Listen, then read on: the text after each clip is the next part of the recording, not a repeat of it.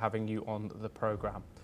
We now move over to Europe for our next story, where Russia has said that it targeted only military sites and related infrastructure in a massive overnight strike that also hit a government building in central Kyiv.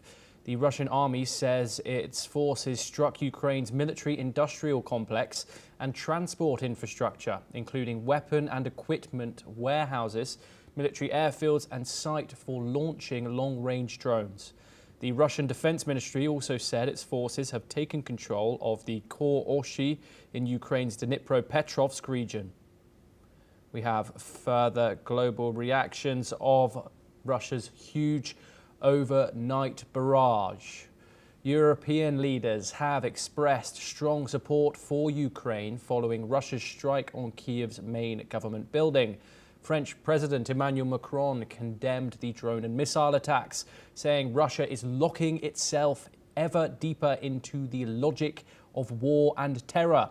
Latvia's president accused Moscow of escalating the conflict by targeting civilian infrastructure, calling for more weapons to Ukraine and greater pressure on Russia. EU Commission Chief Ursula von der Leyen also said that the Kremlin is mocking diplomacy, reiterating Europe's full support for Ukraine.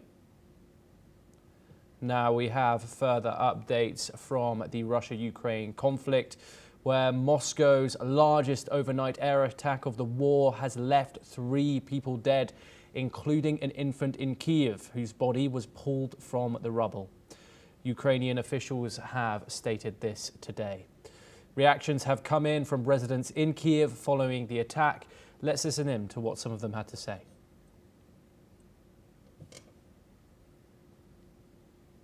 Годині почули оці підриви. Оля, скажи, що людей було мало. Людей спочатку було мало, а знаємо, як це буває, що вони кацапи спочатку запускають шахеди, потім йдуть ракети, коротше, рутина вже, на жаль. Теж, сиділи, я навіть спала, а о 3-й годині почули оці підриви.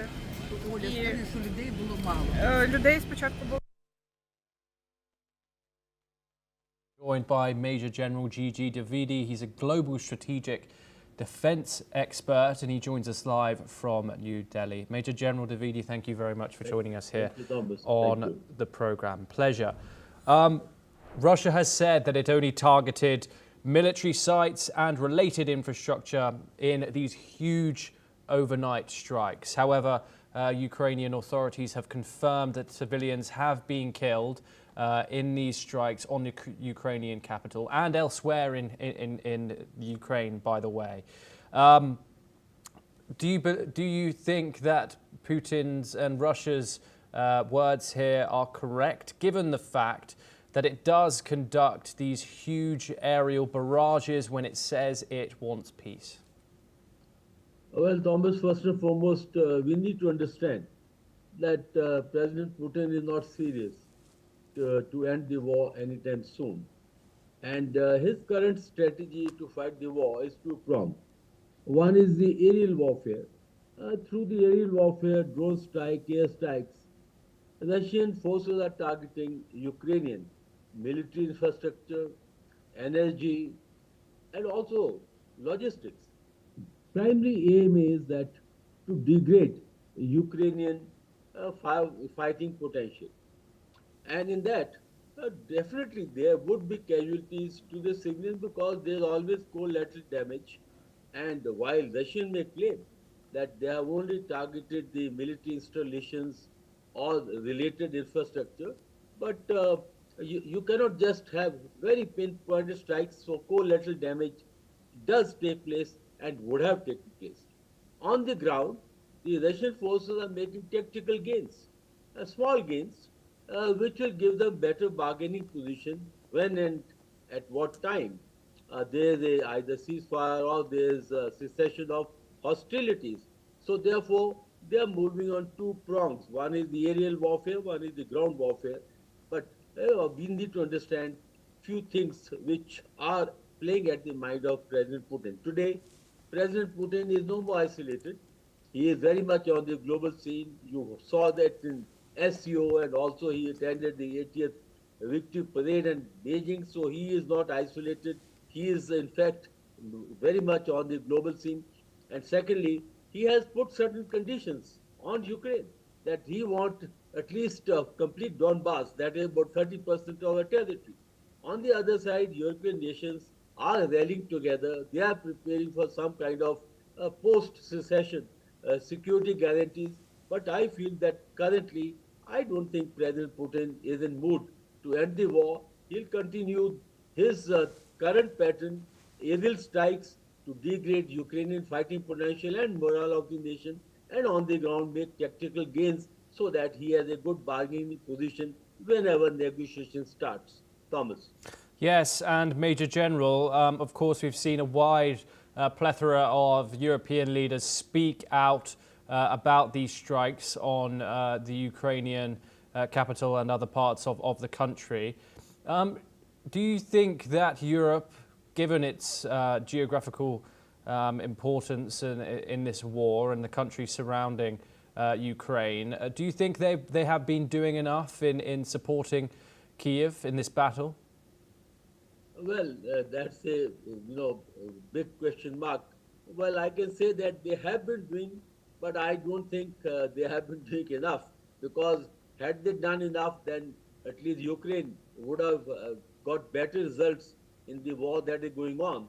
In fact, only I think recently they had a European Union nations meeting. I think 26 odd nations did take part, and they were trying to figure out as to how to support Ukraine, and also when the hostility cease, how to provide guarantee.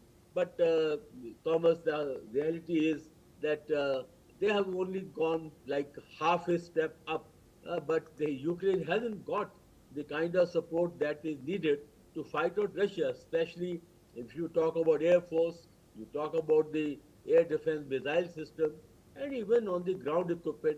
I think they are barely on the margin. And I was reading yesterday President Zelensky saying that they are almost fighting with 60% of the indigenous equipment. But I think the European aid is coming in only half-hearted manner. They haven't got what they should have given to Ukraine to fight it out. And therefore, Ukraine is just able to manage to fight another day, but they just don't have resources to go in for major victory that like they went in Khoroshe.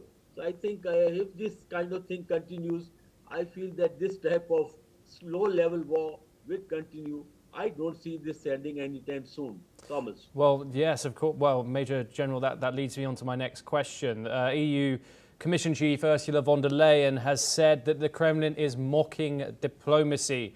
Since Donald Trump has become president, peace talks have been at the center of this conflict. Diplomacy has been promising. However, Vladimir Putin's actions speak different volumes.